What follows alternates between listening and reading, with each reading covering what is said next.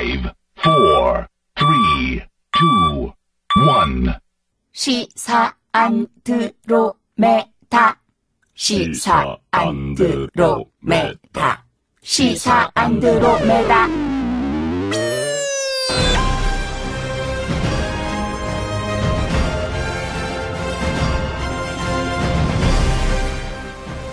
주파수 94.5MHz YTN 라디오 공식 팟캐스트 시사 안드로메다 53번째 방송 시작하겠습니다. 네, 저는 진행을 맡은 이동영 작가고요. 박주인 변호사, 홍상희 기자 나오셨습니다. 어서 오십시오. 안녕하세요. 안녕하세요. 네, 요즘 제 이름이 연예일 실시간 검색어 1위에 나 올라갔어요. 깜짝 놀랐어요. 이동영 자꾸 1등 돼가지고 오늘 사고 쳤나 싶어. 조사받으러 갔다면서. 네, 문자가 계속 전화도 날려서 뭔 사고 쳤냐고. 네. 네, 동명이인이라는 말씀 전해드리고요. 네. 자, 시사 안드로메다 지자체장 특집을 몇 주에 걸쳐서 지금 계속 해드리고 있는데 네. 이제 얼마 안 남았어요. 오늘 주인공은 누굴까요? 누굴까요? 박주인 변호사 한번 네. 노래로 힌트를 줘보세요. 꽃피는 동백섬에 예.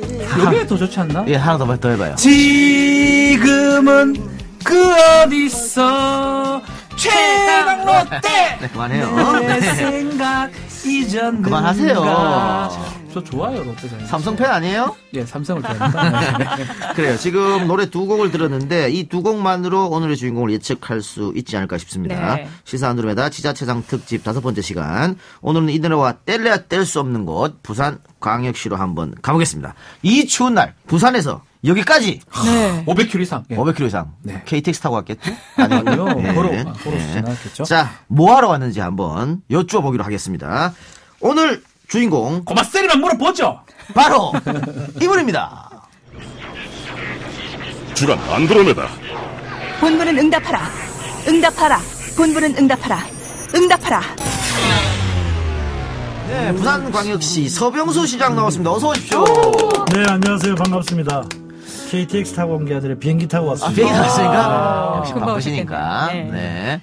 그런데 저 실물로는 처음 뵙는데 화면이 많이 늙어보게 왜 나오네요. 실물이 그래요? 더 훨씬 동안인데 좁네요. 네. 실물 보니까. 일부러 조금 늙게 화장을 하시는 건 아니죠. 아주 죄송합니다. 네, 오늘은 이제 출연한다고 네. 뭘 좀 바르고 꽃단장을 좀 하셨군요. 네, 단장을 좀 하고 피부가 너무 나왔으니까. 고우시고. 예. 네. 방금 오프닝으로 우리 박준 변호사가 롯데자이언츠 응원가를 불렀는데 오늘 서 시장님은 어떻게? 롯데 팬입니까? 당연히 롯데 팬이죠. 아. 네. 근데 롯데가 요즘 야구를 너무 못해요. 못해도 팬입니다. 그게 부산 사람들 기질입니다. 아, 그렇습니까? 그 강민호 선수가 삼성 같더라고요. 안타깝죠. 네. 안타깝죠. 그래요. 문재인 대통령도 롯데자이언츠 팬이라고 네, 하고. 그렇죠. 맞아요, 맞아. 지금 서병수 시장하고 문 대통령 두 분이 경남고 동기라는. 네, 그렇습니다. 네. 와. 부산이 굉장히 명문이죠. 김영삼 전 대통령도 네. 여기 출신이고 이호철 이호철 수석도 여기 출신이고. 네, 최동원. 그렇습니다. 아, 그렇습니까? 야구 선수. 네. 정치인들이 많죠. 예. 경남고등학교 출신 정치인들이 많습니다. 과거에 YS 예. 대통령. 그렇죠. 예. 문 대통령하고는 어떻게 이 정치인 되기 전에 어떤 학교 특별한 다닐 때 어떻게 네, 학교 알았습니까? 다닐 때, 문 대통령께서 이제 국회의원 하신 적도 있지 않습니까? 네. 그래서 그때 이제 좀 화제가 되어서 대통령 후보로 나가고 했기 때문에 한번 더듬어 봤어요. 같은 반을 한 적은 없더라고요. 아, 네. 그러나 비교적 가깝게 가깝게. 아. 이렇게 지냈던 그런 사이고. 공부를 누가 잘했습니까? 공부야 뭐 문 대통령이 잘했지 않았겠어요. 그때 당시에. 네. 네. 지난번 총선 때 네. 그 민주당이 처음 있는 일이었죠. 5석 부산에서. 네, 가져갔고. 그렇습니다. 대선 때도 부산에서 문재인 후보가 예전보다는 상당히 많은 38% 표를 이상. 네. 획득했어요. 네, 네. 그래서 네. 지금 다가오는 6월 지방선거가 있는데 그동안 자유한국당 텃밭이라고 알려졌던 부산 이번에 쉽지 않을 것이다. 그런 전망이 많습니다. 현역 시장으로서 어떻게 생각하세요? 근데 저도 이제 선거를 이제 여러 차례 해봤거든요. 네. 뭐 그때 이제 선거의 어떤 그 분위기가 있습니다. 정서라고 하는 것이 있고요. 또 거기에 잘 맞는 후보를 어떻게 만들어내느냐 이게 굉장히 중요합니다. 그런데 이제 왕왕 홍천하는 과정에서 이렇게 보면 그런 거 감안하는 것보다는 친소관계라든가 사람과의 어떤 관계라든가 뭐 이런 걸로 인해서 공천을 하다가 보니까 좀 실패하는 경우가 있습니다. 네. 최근에 이제 한 달 전까지만 하더라도 부산의 분위기 그렇게 이제 기울어진 운동장이다. 네. 우리 부산의 이제 정치권에서 이야기하면 지금 이제 문재인 대통령 인기가 있었고 또 민주당 이제 판이다. 뭐 이런 걸로 해서 여론조사만 하면 그런 것을 반영한 이제 여론조사 결과가 나왔거든요. 그래서 그러나 제가 선거를 이제 치러본 그 결과를 가지고 이 말씀을 드리자면 그와 같은 여론조사는 어떤 선거 때에 또는 우리 부산 시민 전반의 어떤 여론을 이렇게 반영하는 것이 아니다. 네.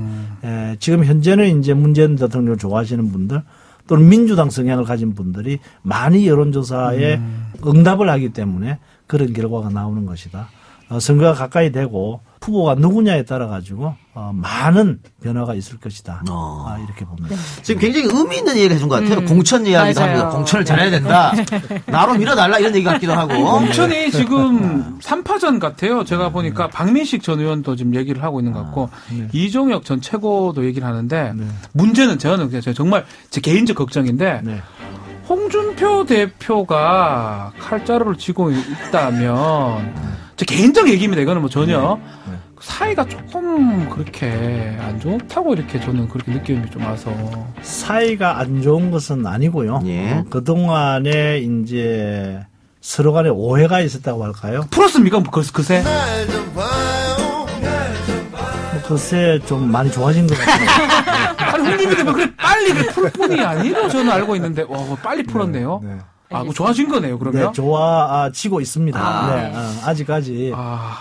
평창올림픽이 2월 9일부터 있지 않습니까? 2월 25일까지. 네. 그래서 그 기간 동안에는 뭐 당에서 정치 행위를 이렇게 한다고 해도 국민들의 시선을 잡지 못하기 때문에. 그렇죠. 아마도 공천은 2월 25일 이후로 올림픽 되어야 후에. 본격적으로 되지 않을까 이렇게 보고요. 네, 앞서. 그러나 네. 이제 사실 공천이라고 하는 것은 당 대표라든가 당에서 이렇게 좌지우지할 수 있는 게 아닙니다. 당 대표는 그 공천을 공정하게 관리할 책임과 의무가 그렇죠. 있는 거거든요. 그래서 공천심사위원회를 이렇게 만들고 심사위원회에서 룰을 정하고 이렇게 진행되는 겁니다. 어떻게 본인은 그러면 경선을 간다고 생각하십니까? 아니면은 뭐 내가 현역 경선이 되든 다른 주택. 방법으로 공장의 심사를 하든지 간에 투명하고 객관적인 상대가 우리 시민들이 납득할 수 있는 방법으로 이렇게 공천이 돼야 됩니다. 만약에 당에 어떤 개입이 없다면 당연히 된다고 자신감이 좀 있는 겁니까? 네, 저는 뭐 자신이 있죠. 네, 앞서 박 변이 얘기한 그 박민식 전 의원의 경우 예. 최근에 인터뷰를 하셨는데 서 시장님에 대해서 박근혜 전 대통령이 만들어준 사람이기 때문에 적폐청산 프레임에 걸린다. 백전백패다. 이렇게 날선 비판을 하셨어요. 왜 나를 박근혜 대통령이 만들어준 사람이라고 하나요? 그건 박민식 의원한테 네. 물어보시고요. 그러니까 그 이야기는 박민식 의원한테 물어봐야죠. 이제. 네.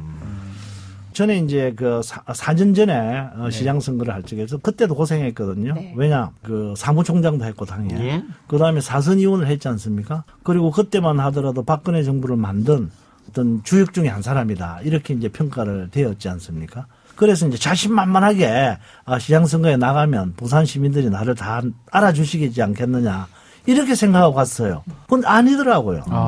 제가 지역구가 해운대인데 해운대에 있는 일부 분들만 나에 대해서 좀 아시지 부산 시민 전반 특히 이제 서부상권이라든가 이런 데는 서병수가 누군지를 모르는 거예요. 거기에다가 또 서병수가 중앙에서 국회의원 하다가 내려온 사람이지 우리 부산의 시민이 아니다.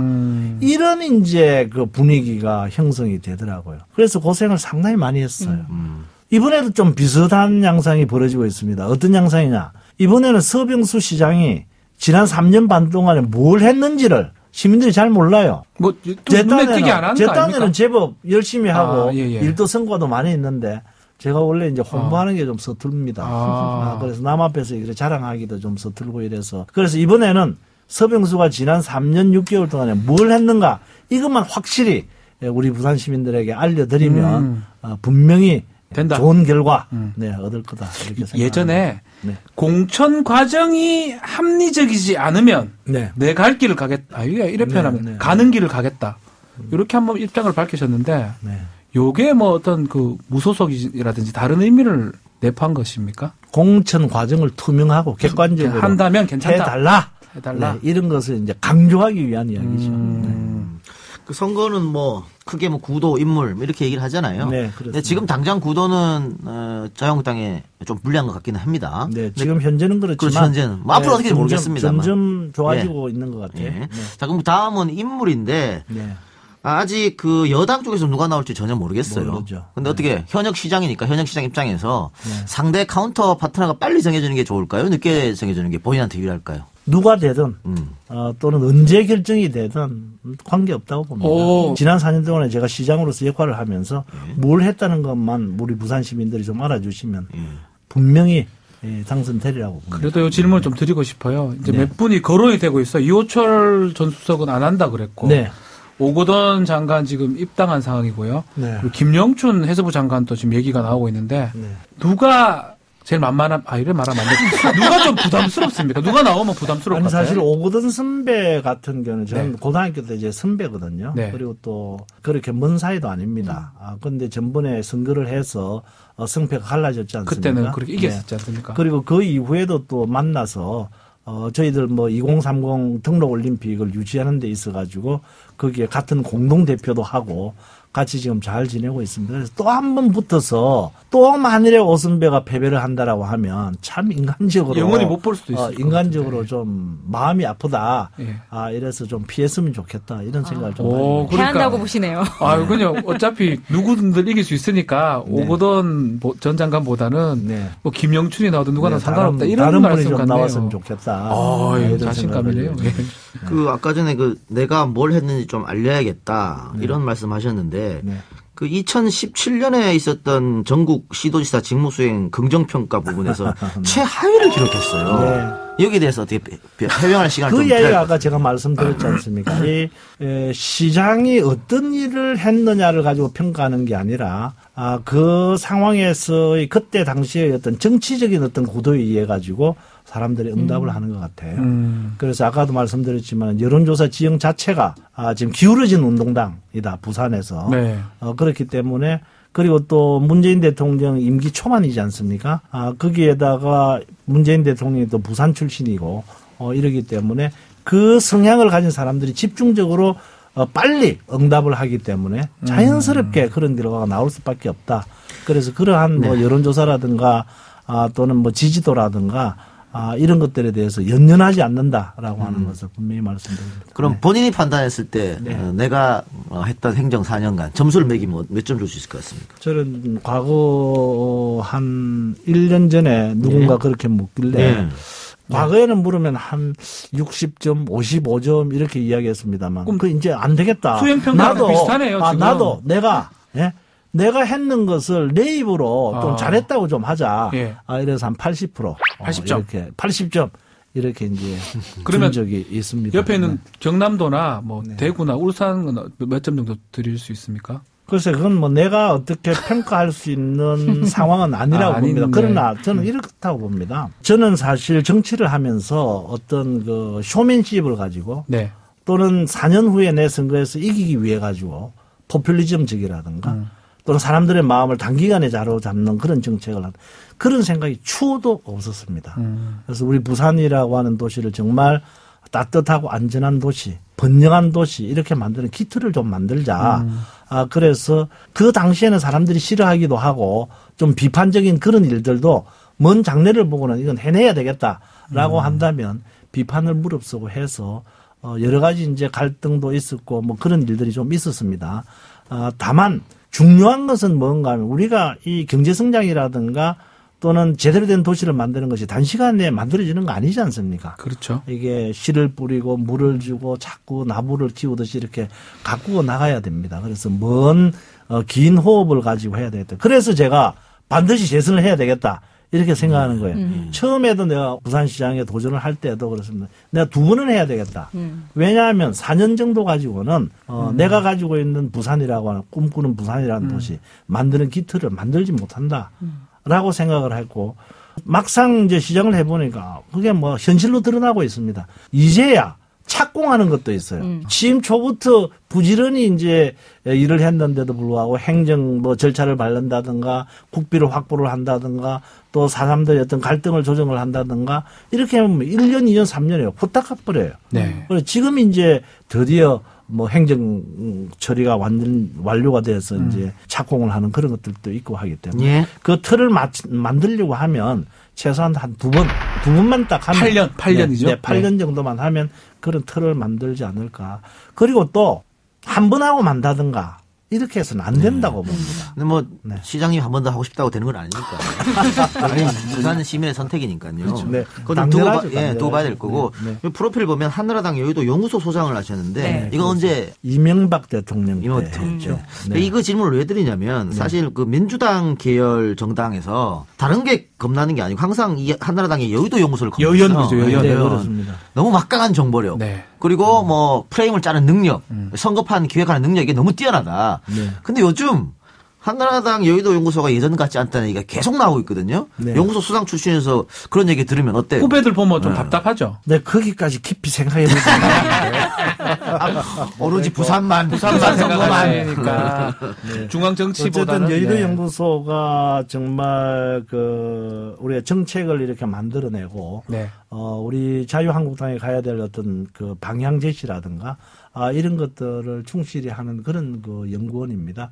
그 중에 중요한 기능 중에 하나가 이제 여론조사거든요. 네. 그걸 통해서 이제 정책도 만들어내고 하는 것이기 때문에 다른 어느 여론조사보다는 그 정확도가 상당히 있다고 봅니다. 왜냐하면 이게 이제 샘플 수가 이야기해 준다고. 그렇죠. 봅니다. 예, 딴 보통의 기관에서는 한 600에서 한 1000 샘플 정도 이렇게 가지고 분석을 한다고 하면 여기는 대체로 한 2000 샘플, 3000 그렇죠. 샘플 정도 뽑아서 하니까 비교적 그 오차의 어떤 그런 폭이 좁고 그렇죠. 제대로 이제 뽑아낼 수 있지 않을까. 네. 그래서 한나라당 여의도 연구소에서 발표한 그 여론조사 자료는 믿을만하다. 이런 얘기가 뭐 전가에 쫙 퍼져 있는데 네. 그런 막강한 그 여론조사 결과를 갖고 있으면서 지난번 이항구 전 의원은 왜 공천을 그렇게 했을까? 아니, 아까 공천이 중요하다고 말씀하셔서 제가 한번 여쭤보는 거예요. 그 전에 이제 종편이나 많은 언론에서는 네, 공천을 근데 이제 공천이라고 하는 것이 그 참 자료만 가지고 객관적으로 잘 안 되는가 봐요.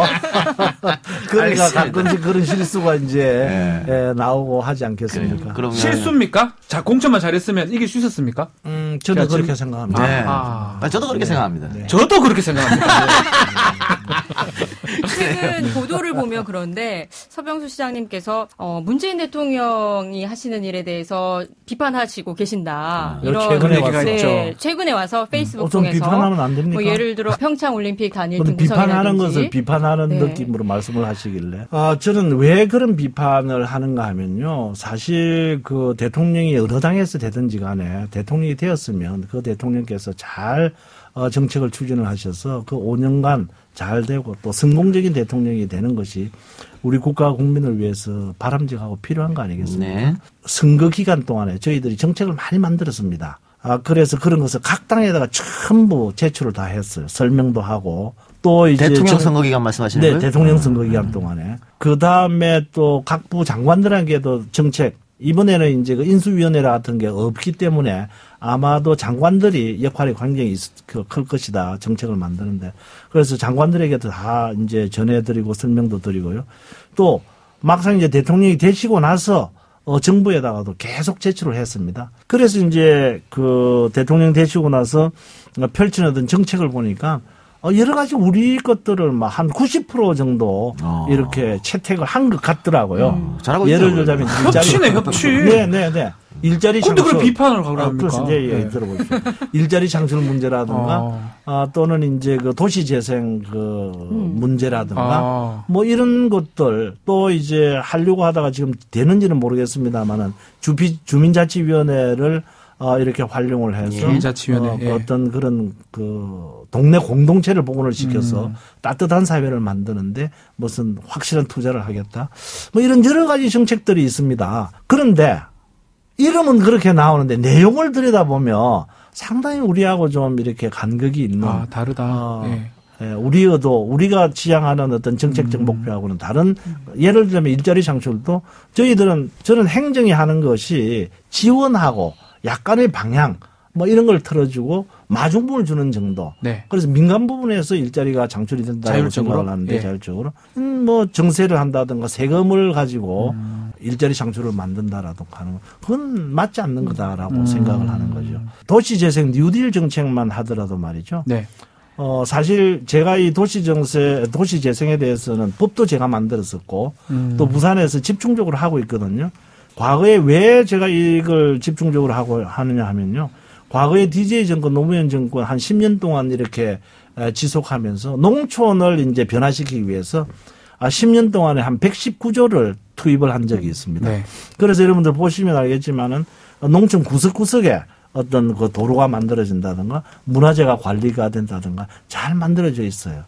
그런데 이제 문제는 이제 도시 빈민에 대한 문제입니다. 그러니까 부산 같으면은 이제 집단 정책 이주 지역이라든가 삼복도로라든가 네. 갑작스럽게 계획되지 않으면서 사람들이 몰려들어서 거기서 그냥 이렇게 살고 있는 곳이 말하자면 주거 환경이 제대로 안 만들어졌거든요.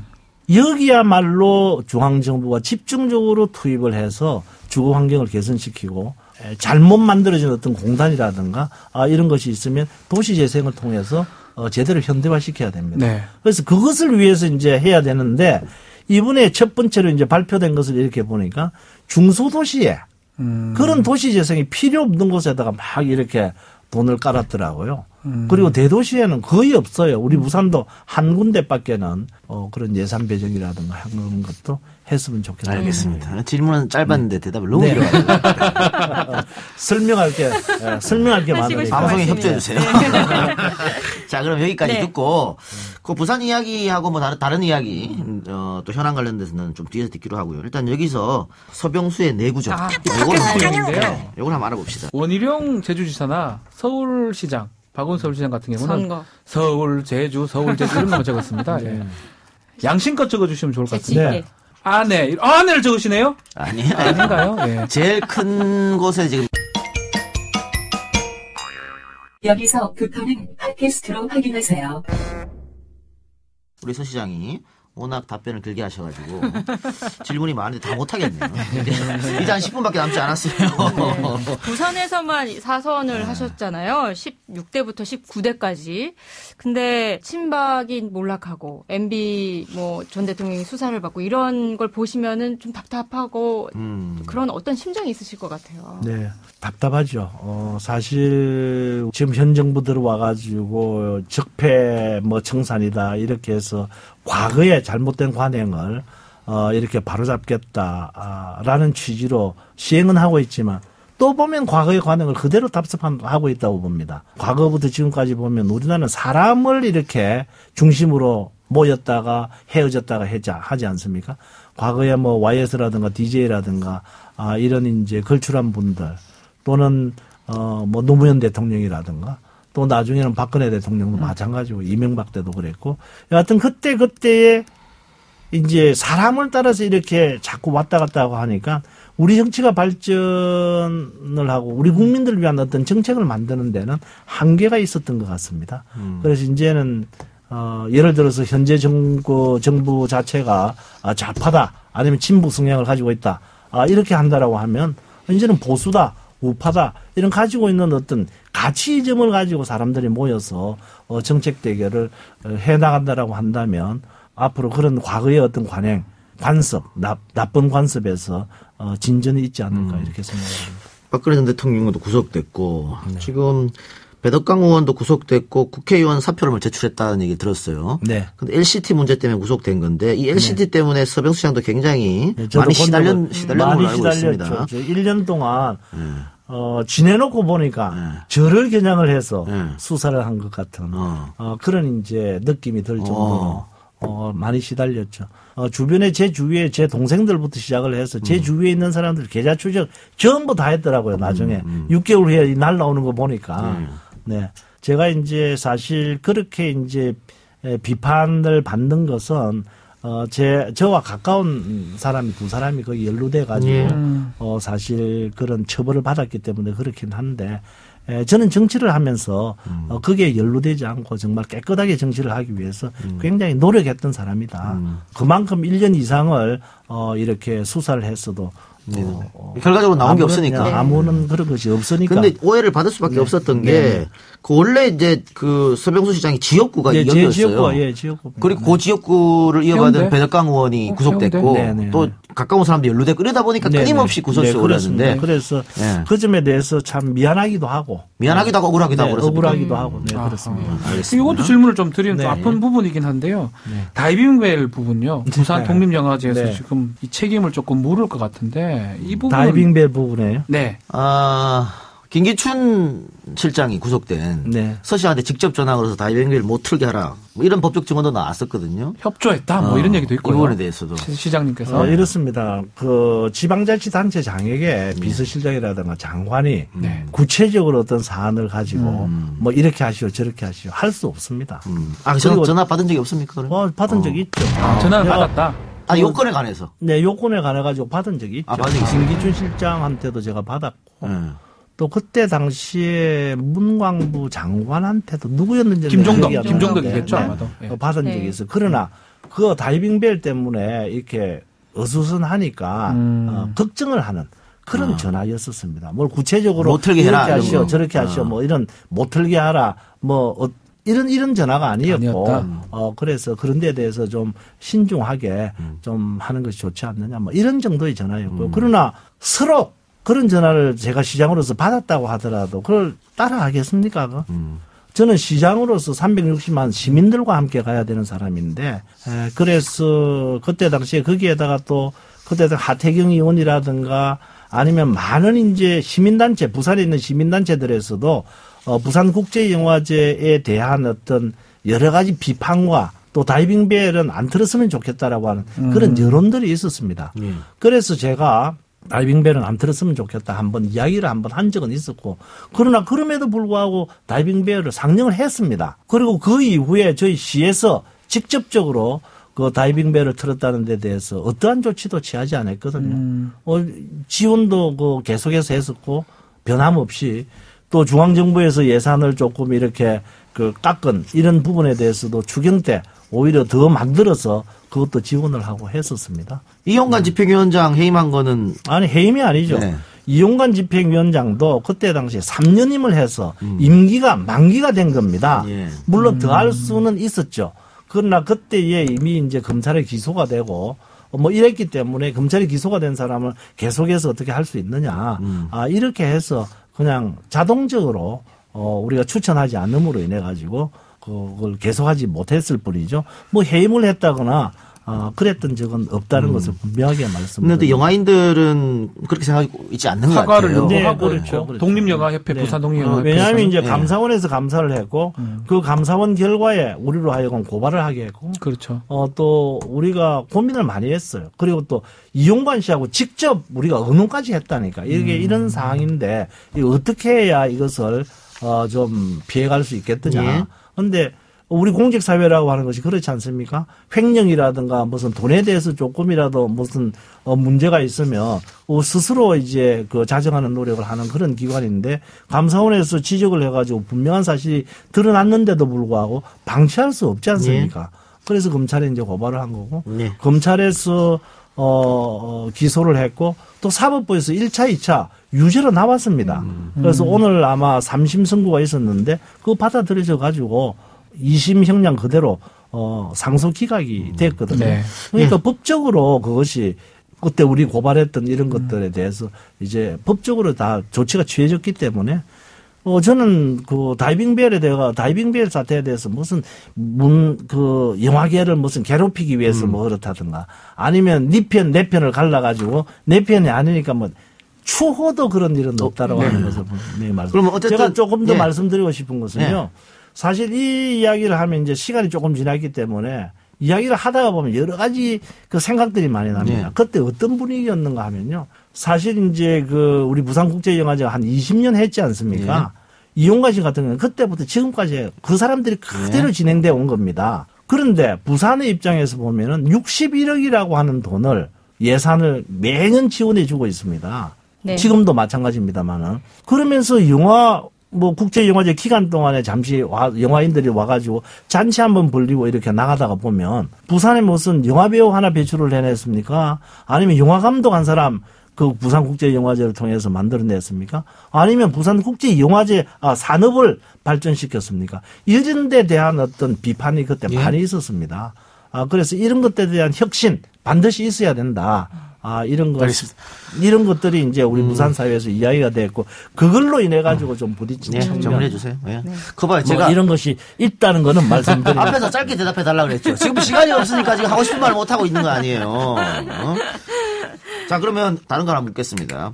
아니 다이빙벨 파문 때문에 부산국제영화제가 파행된 거에 대해서는 뭐 예를 아니, 들어서 왜 네. 파행됐다고 보십니까? 뭐 어쨌든 결과론적으로는 아니, 제대로 지금 안 했죠. 계속 잘 진행되고 있지 아, 않습니까? 거기에 대해서는 예를 들어서 그러나 몇 사람이 네. 불만했다고 해서 참여가 안 그러니까. 됐다고 해서 그것이 파행인 거기 건 아니지 그 부분에서 않습니까? 유감이나 이런 표명은 하실 생각이 없습니까 그러면? 저는 사과는 할 생각이 없다고 분명히 말씀을 드렸습니다. 그랬어요? 알겠습니다. 네. 자 마지막 질문. 이거는 보수정당 소속으로서 흔치 않는 일인데 2017년 6월 신고리 오류콕의 건설 중단을 촉구했어요. 소위 말하는 탈원전인데 탈원전이죠. 민주당 소속 의원들, 민주당 소속 지자체장들은 이런 얘기를 많이 하고 있는데 보수정당은 반대하고 있거든요. 거의 유일하지 않아요? 김무성 전 대표 같은 경우에도 뭐 안전하다, 뭐 퍼포먼스 같은 것도 펼쳤는데 이런 이야기 탈원전 정책까지 발표했어요. 클린에너지 한 이유는 뭐죠? 아니, 저는 뭐 탈원전을 지향하는 사람은 아니고요. 예. 에너지도 우리가 다양화해야 된다. 예.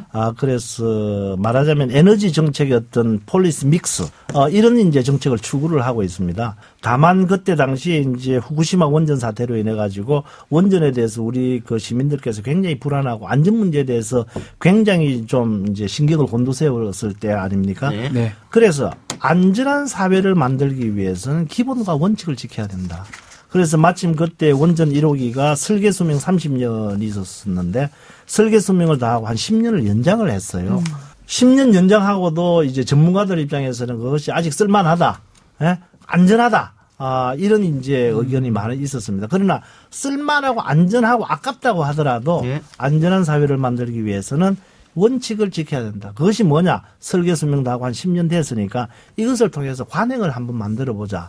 이래서 이제 제가 백방으로 뛰어다니면서 안전한 사회를 만들기 위해서는 10년 지나면 그때 원전 1호기는 셧다운 시켜야 된다. 이걸 주장했고 정부가 마침 받아들여 주셔서 일이 진행되는 거라는 걸 말씀을 드립니다. 부산이 어쨌든 관광 명소로 또 오르면서 관광 인원은 많이 는 것 같습니다.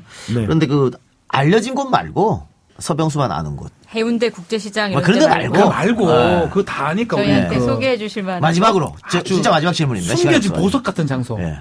부산만의 장소. 예. 달맞이길. 따로 자주 점포 가는 데는 없어요? 카페거리라고 하는 데를 아시나요? 카페? 마을 거리? 점포 카페거리. 점포동이라고 하는 데가 있습니다. 카페 거리. 전 네. 몰랐습니다. 호동 카페거리. 예. 2017년도 뉴욕타임즈 세계 가장 가볼 만한 곳 48위에 등재된 곳. 카페 거리. 48이 좀 뭐 높게. 그 일종의 이제 도시재생의 결과이기도 합니다만, 그쪽이 이제 과거에 자동차 산업이 있고, 그래서 자동차 공구상들이 많았던 그런 지역입니다. 예. 그래서 그런 것들이 이제는 더 이상 그런 공구상이라든가 필요가 없으니까 그런 가게들을 하나씩 누군가가 사고 들어와서 다른 이렇게 가게로 이제 전환을 시키는 과정입니다. 그래서 식당 같은 것들이 말하자면 젊은 사람들이 좋아할 만한 그런 식당, 커피숍 하나씩 둘씩 계속 생기고 있고요. 빵집 같은 것들. 지금요. 그래, 예, 지금도 생기고 있고. 지금 보니까 또 그 주말에는 우리가 플리마켓이라고 해서 어떤 예술 벼룩시장. 창작하는 사람들이 쫙 와서 또 그 시장도 이렇게 형성을 하고 있고 또 퍼포먼스 같은 것들도 알겠습니다. 하고 있습니다. 그래서 그런 것도 괜찮고. 점포동 카페 거리. 예, 예. 부산 주변에는 또 이제 사찰도 좋은 데가 많지 않습니까? 아, 전례. 사찰. 네. 그 특히 이제 바닷가에 위치한 사찰들은 굉장히 운치가 있고, 특히 이제 관광객들이 한 번쯤은 가볼 만한. 어디 하나 한 장소라고 개 봅니다. 사찰 얘기해 주십시오. 뭐 많이 잘 가시는 데가 이제 뭐 해동연구사라든가. 연공사. 아니면은 또 우리 큰 이제 범어사라고 하는 또 사찰도 있습니다. 예. 네. 교회는 유명한 곳 없습니까? 교회 다니는 분들 섭섭하겠다 또. 네, 교회는 아직까지는 이제 그런 관광객들이 드나들기에는 아직까지는 관광지가 조금 아니지요. 분위기가 안 그렇죠. 되는. 시장님 네. 지금 밖에서 난리 났습니다. 네. 비행기 시간 늦었다고.